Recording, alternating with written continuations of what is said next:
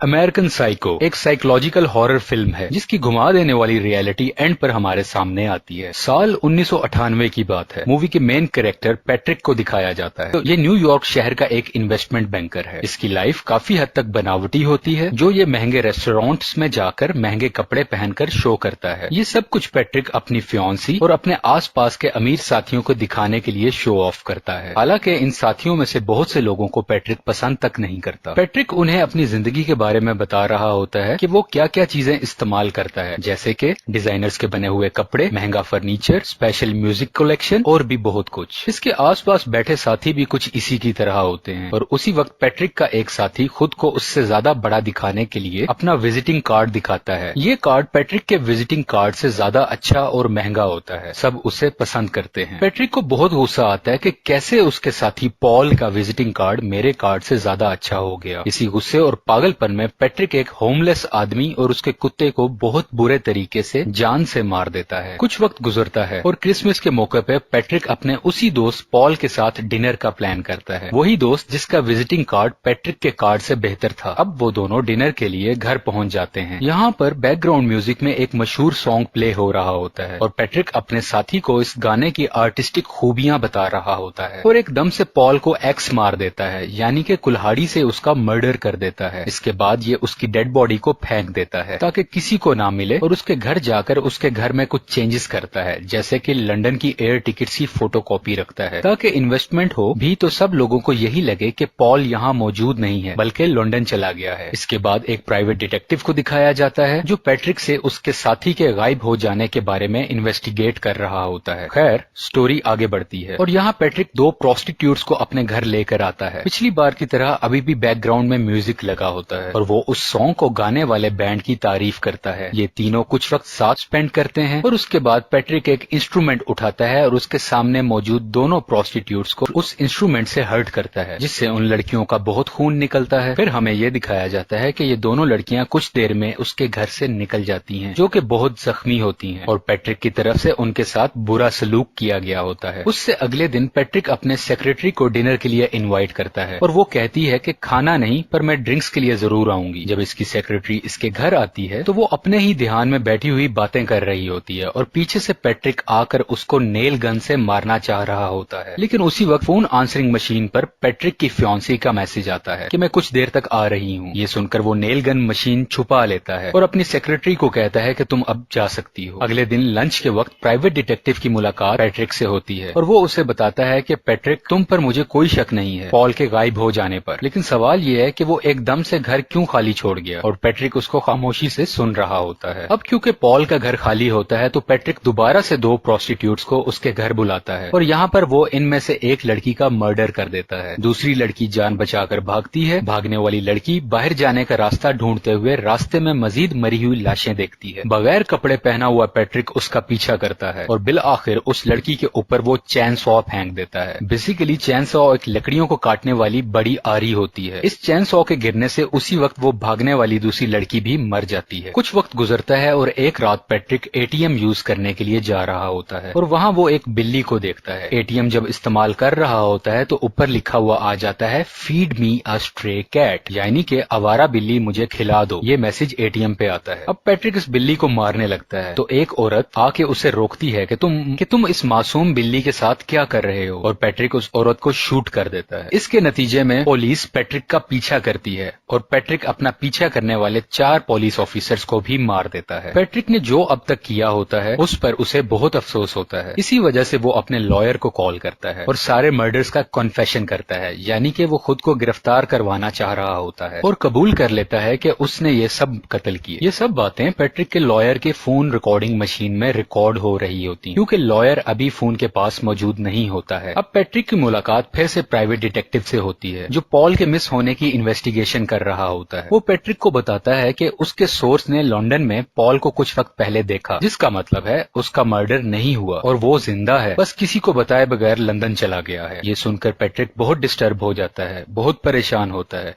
कि ये कैसे हुआ, मैंने तो खुद उसको मार दिया था। अगले दिन पैट्रिक पॉल के घर जाता है ताकि अगर वहाँ कोई मेरे किए हुए मर्डर के सबूत भी हैं तो मैं उन्हें गायब कर दूं, लेकिन वो घर खाली होता है और किसी ने उसे काफी दिनों से बेचने के लिए लगाया होता है। प्रॉपर्टी स्टेट डीलर से पता चलता है कि ये घर पॉल का है ही नहीं और एक बार फिर हम पैट्रिक के चेहरे पर परेशानी देखते हैं। दूसरी तरफ ऑफिस के अंदर पैट्रिक की सेक्रेटरी देखती है कि पैट्रिक ने अपने ऑफिस के डॉक्यूमेंट्स के अंदर मुख्तलिफ मर्डर्स की ड्राइंग बनाई होती हैं जो बहुत ब्रूटल और दिल को हिला देने वाली पिक्चर्स होती हैं। अब नया दिन आ जाता है और रेस्टोरेंट में पैट्रिक अपने वकील से मिलता है और वो उसे याद करवाता है रिकॉर्डेड कॉल का और दोबारा से कन्फेस करता है पिछले कुछ दिनों में मैंने बहुत से लोगों के मर्डर किए। उसका वकील पैट्रिक पर हंसता है और कहता है कि पैट्रिक तुम मेरे साथ जोक कर रहे हो या मुझे फूल बनाने की कोशिश कर रहे हो। ऐसा हो ही नहीं सकता क्योंकि उसने कल ही पॉल के साथ लंदन में डिनर किया था। पैट्रिक बहुत कंफ्यूज और थक चुका होता है। ये सब सुनने जानने के बाद कि पहले पॉल के जिंदा होने का प्राइवेट डिटेक्टिव ने बताया और अब उसके वकील ने भी, पैट्रिक कुछ समझ नहीं पा रहा था और वो अपने घर आ जाता है। बेसिकली पैट्रिक ये सब होने वाले मर्डर्स की हेलुसिनेशन कर रहा होता है, यानी कि किसी ऐसी चीज को रियल समझना जो एक्चुअल में एग्जिस्ट ही नहीं करती। ये सब इसका ख्याल था क्योंकि ये इन सब मर्डर होने वालों से नफरत करता था और इन्हें नुकसान पहुंचाना चाहता था किसी तरह भी, और उसने अपने माइंड में ही एक दुनिया बना ली कि उसने सबको मार दिया। बेसिकली ये सब पैट्रिक का मेंटल डिसऑर्डर था। मूवी यहीं पर खत्म हो जाती है। आपको पसंद आए तो प्लीज लाइक कीजिएगा। Thank you for watching.